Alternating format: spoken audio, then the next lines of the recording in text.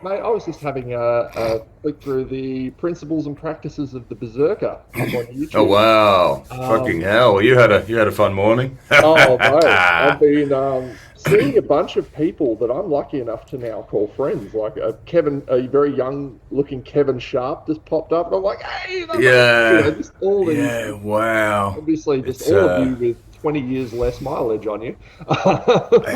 isn't that the fucking thing, man? Yeah, it's incredible. I mean, man, I found a bunch of old photos. I think I put them probably just on my personal Facebook of just, yeah, in the 90s, like the first time I met those guys and catching up and, because I was doing music with Danny Luca and stuff and, like for the hardcore. This was before the fucking Berserker album. So, yeah, it's all a long time ago. Anyway, what are we doing? I'm annoyed that Danny Leica doesn't tour anymore because I've always wanted to stand next to him to see just how tall he is because I'm 6'7". He's tall. Yeah, What are you, 6'7"? 6'7". I think he's about that height apparently. Yeah, I mean, I'm 6'1", and he's definitely fucking a bit taller than me. But no, he's a tall guy. But yeah, that's amazing, isn't it? I didn't even know he's not fucking. So I basically, when I quit, I didn't fucking follow anything. So I didn't even know he's not playing anymore. I haven't spoken to like so many people in like it's like 20 years, man. So yeah. Anyway. All good. Now, mate, the big news obviously is that you are returning to the stage for the first time in 17 years. Yeah, yeah, Necrosonic. What was the yeah. genesis of this? Let's talk me through it. Yeah, so the story, I've told the story a few times, it's pretty funny. It's Anthrax. That's what started this, Anthrax. And it was that Anthrax are one of my favourite bands from, when I was a kid in my teens getting into heavy music. And I was a drummer and Charlie was my favourite fucking drummer.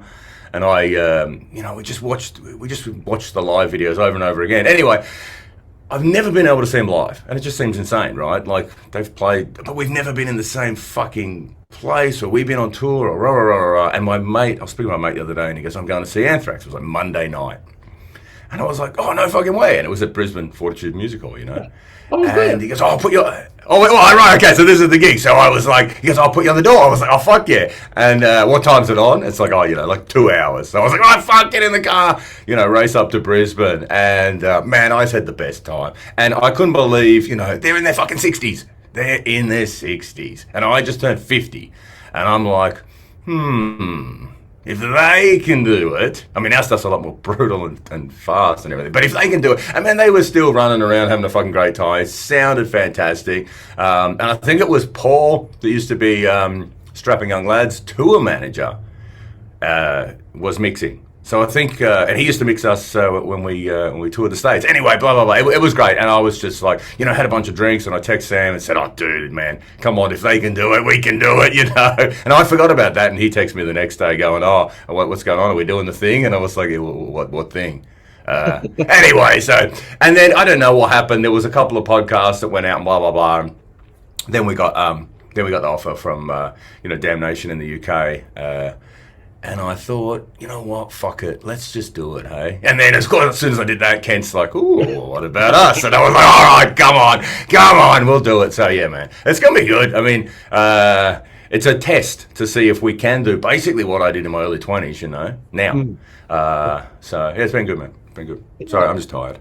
That is all good, my dude. Now, would you? I know masks were a big part of the band. I don't know. Yeah. You kind of got rid of them towards the end. I got rid of them because of that DVD, because that was the whole thing. So when I started doing the music, and even when I was DJing as Berserker, I was wearing a mask, right?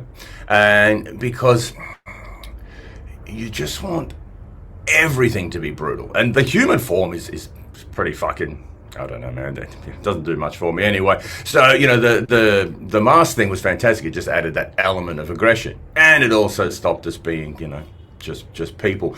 But after after that DVD, dude, everyone knew who the fuck we were, and we kind of had to show who the fuck we were to do that DVD. And then, since then, the masks have completely deteriorated and, literally, it was funny, man. I do have them in a box, and we kind of pulled them out and had a look, and they just, because it's latex, it's just kind of squished. But my mask was literally a puddle I couldn't even pull it out of the box. So, yeah, no, it was. I mean, I would love to do that again, but there's, I mean, my God, I'm not. It's already way too fucking difficult. There's so much work. I just didn't think it would be this much work. That's all. So, are you thinking maybe like a corpse painting thing, or just is this? Oh fuck no, dude! Fuck no. But what I am doing, I mean, I've spent the last few months doing lighting and visuals, and that was always my thing. We did a tour in 2004, 2006 in the UK, where it was all visuals. We brought a projector over, and literally mounted it up with fucking gaffer tape, and just projected all that. But the projectors weren't really bright enough, and there was no screens, and you couldn't kind of do it. And that's why I said to Necrosonic, I was like, wait, have you got screens? What have you got production-wise? I was like, yeah. So I haven't finished it yet, but I have spent months working on the visuals and the lighting, and I will work on that until the night before the gig, So it's kind of what I always wanted to do. It's got to be just visual. I mean, it's sonic overload, but it's got to be visual overload. It's just got to be fucking attack on all of the senses. So it's going to be fucking brutal. Yeah. So just war footage, death, corpses. I'm trying not to do war footage, because war footage is the easiest thing to get hold of. And we don't really talk about. We don't. Well, yeah. Well, the funny thing is, man, I've been going back in all my old samples. All the old Faces of Death, the Mondo movies, and that, which I used to have on, bootleg copies of VHS. Man, everything's on YouTube. Every single fucking thing is on YouTube. You just tick the I'm over 18, show me the gore or whatever it is. But it's good because I've been able to go back and get some of the visuals from the original samples. So now I can play the visuals from the samples, and so I'm loving that, and it's really taken me back to all those old movies and that vibe, So yeah, but the war stuff, I think we only ever did one song about war. Mine's just fucking, disappointment, which is hatred for useless fucking people that exist on this planet, which is most of them. So there is footage that I know exactly what I want in my head, but I can't kind of find it. But anyway, it's awesome, man. It's fucking great. I was a massive Nine Inch Nails fan growing up. Yeah, great. When I was talking about war footage and stuff, it automatically made me think. I recently rewatched the clip for Burn, the track that they did for Natural Born Killers. And that. What? Hang on. Just go back, because I literally watched Natural Born Killers last week, and I think it's got to be one of my top 2 or 3 movies. It is. I really forgot how good it is. Love it. And I did sample that a lot for the hardcore fucking Gabba albums that I did before Berserker. But what was the Nine Inch Nails song in it? The Nine Inch Nails song was a unique track they did. It was called Burn. He actually performs it at Woodstock in '94 when they were all covered in mud. Gotcha. Just pure downward spiral era, just self-destructing trend. I remember as a kid thinking. Now I think of it, and it's not even metal, but it was one of the most intense, that intensity that Nine Inch Nails could do. And of course, the video is all this old Super 8 footage of, fruit mold, fruit being moldy, all that wonderful footage that they spliced through Natural Born Killers. And it was a similar thing. So it's just death by stock footage. Exactly. It's. Thank God for the Wayback Machine. I can get a bunch of shit from there, but that's the whole thing. Like, I did see a current Nine Inch Nails gig because I'm now getting back to it. I haven't followed fucking musical bands for so long. I'm watching different festivals and what bands are doing now, and most of the metal stuff looks very fucking tame. It's just really a bunch of old guys with no fucking energy, But I did see a Nine Inch Nails current one because it's more production, and it's more visuals and lights and performers and all the rest of it. And I did say, like, that's fucking fantastic. I really want to go that route, like the old fucking Ministry stuff and everything. We're so much more into that, but it's a lot of work. Anyway, but yeah, it's going to be incredible. So it's going to be absolutely that vibe, just 1 million, 1 million%. So, yeah. Well, look, speaking of your aesthetic, we've been asked to hopefully grab you at some point during the day at Necrosonic so we can snap you some new press shots, because what we've got now, it's just not going to Well, so, yeah, the funny thing is, so all the band live all over the country. Sam's down in Adelaide, Matt's in Melbourne, I'm on the Gold Coast, Todd's in Brisbane. So we've not been together. And this lineup has not played together. So we've never actually been in the physical place to do any fucking photos. So pretty much for the last 20 years, maybe a little bit more, I've been a photographer, you know, and a cameraman. So I will be doing all our fucking photos as soon as they come up on Friday. You know, yeah, if we're around, you know, say, g'day, but I'm going to be in very focused mode. Good. And getting, I mean, maybe after the gig, but Okay. yeah, and the other thing is, you know, I'm having all the guys I used to work with.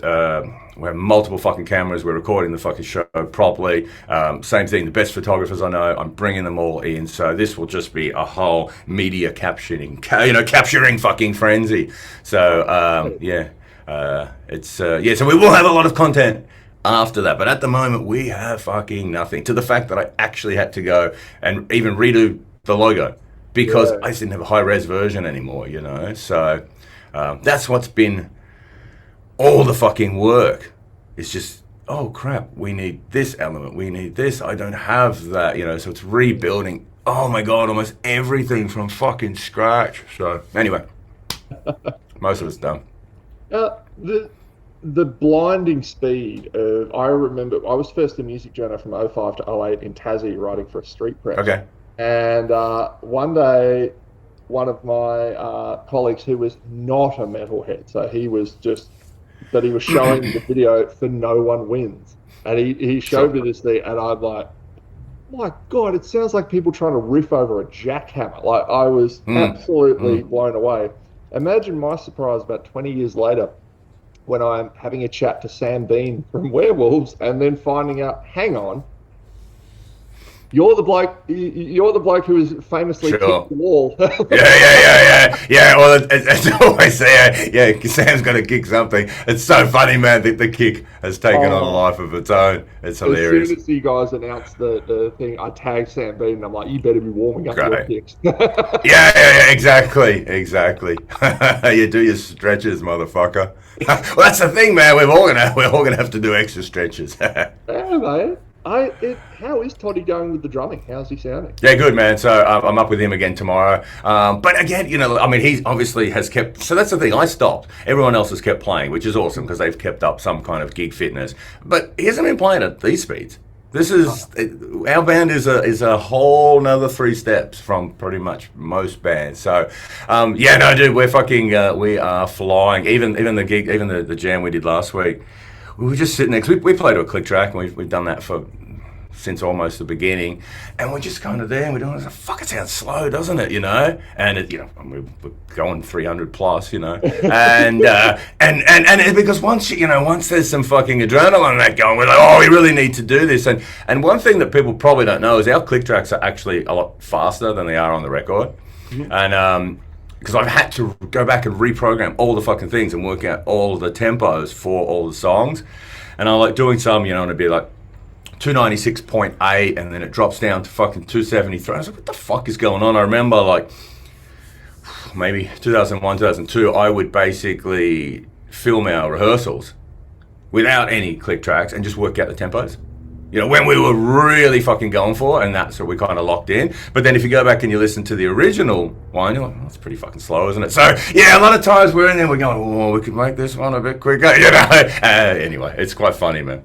No, it's good. It's good. I'm back up there tomorrow, and yeah, I've just been jamming with Todd. That's the main thing, and the other guys are just practicing along, and then we'll get together in a few days. Hey, Archspire are getting around calling themselves the fastest band in the world these days. I reckon they're going to have some competition from you guys. Yeah, I don't know. I hear this name. I've only had a quick look. I'm not that impressed, but I haven't looked at it a lot. But it seems like it. I don't know enough about it. It just seems like it's fast to be fast, though. But there's no aggression. There's there's lots of like little tapping on. I just call it fucking tapping on tissue paper. You know, you just don't want to break the fucking tissue paper. Like. And it's like, come on, man, like this is not... We're from the fucking early Brutal Truth eras, you know, the Extreme Conditions, where it's like those cunts could barely keep in time. It was just every twitch muscle in their body, you know. And if you look at all those drummers, you know, there was no technique. They would literally fucking throw their arm in a wacky position just to get it through. There's no like meticulous garbage, but Yeah, I haven't heard any bands that are really fast, but I did do I did do a hilarious. I've been putting like words behind the video, like as a bit of mini karaoke, not really, but and it was, I got to one of our songs, Death Reveals. I don't know, it's high 200s. 298, something, doesn't matter. And the vocals are quite fast in it. And I thought, oh, it's so funny. I'm going to put all the text to the vocals. So I could be the fastest karaoke ever. And even I couldn't work out how to do it in DaVinci in my editing. And I was like, fuck me, there's got to be a way. Anyway, and it took me ages. And I started on it. I've had to do it almost word by word. And it just took, I don't know, it took me 2 days. But it is fucking hilarious. It's just... and anyway, that's a big fucking, fuck you to all the vocalists that think they're fast, so that's good. One of it annoys me. I was trying to find last night. I was like, God, I really, really want to watch Richard Hollick drumming from Brutal. I don't know who that is. I love him. Yeah, no, I'm talking about the drummer before him. Oh yeah, I never got to see him. I just might. No, and I didn't either. No, Richard was never fast enough, and they used to speed up all the songs by like 50 BPM so that it works out as a half time. That's the thing about tempo. If you go too fast, you become half time. No, I'm talking about their original fucking drummer. Yeah. I never saw him live either. But anything on the Extreme Conditions CD or anything before that is just fucking incredible. But I mean, honestly, he'll start at one tempo and 5 seconds later, he's already dropped down like 20 or 30 BPM. But it was never about speed. It was never about tempo. It was about aggression. And that's what all the new stuff that I've heard doesn't have any. Yeah. Look, you're also heading over to the Froth and Fury. What experiences what memories do you have of Adelaide over the years? Nothing. Sam lives there, so he wanted me to do it. We played... memories of Adelaide. Dude, we played a little fucking jail there one time. Tiny little fucking gig. I remember that. That was sick. It was literally, our band stage was just an old, I don't know, I would say 1800s, but maybe it's not 1800s, 1900s. Little jail cell and stuff. I don't remember crap like that. But and then someone did send me something on YouTube of a gig that I don't remember doing. It was with the Master. It was in Adelaide. It was good. But we didn't really go to Adelaide much. Fair. Mate, just lastly, I mean, what can you tell me about putting together, the first set list in 17 years? Like, where do you, what's your headspace? What do you prioritize? Yeah, so it took me ages to kind of do it, and so it was basically, put all the fucking songs on, throw them through, but then I had to work out a set list. So the way it kind of goes is it's like, how much energy have these people fucking possibly got to listen? So it kind of goes fast, faster, break, fast, faster, break, fast, faster, break, pretty much that. But then the end, it went, oh my God, we just smashed like fucking fast, straight. I mean, it's just, the end of the set is just fucking off its fucking face, which is good. But I mean, there's just, I'm just trying to pick a few off each album, Yeah. I am so excited. I cannot wait to have my face melted in Necrosonic. So, mate, very, very keen. Looking forward. It's it'll be good, man. It'll be good. It's just so much work. If I knew it would be this much work, I maybe wouldn't have.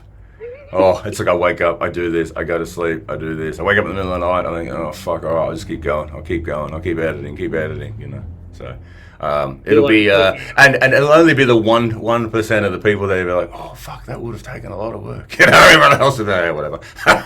But it's me, I have to be happy with it.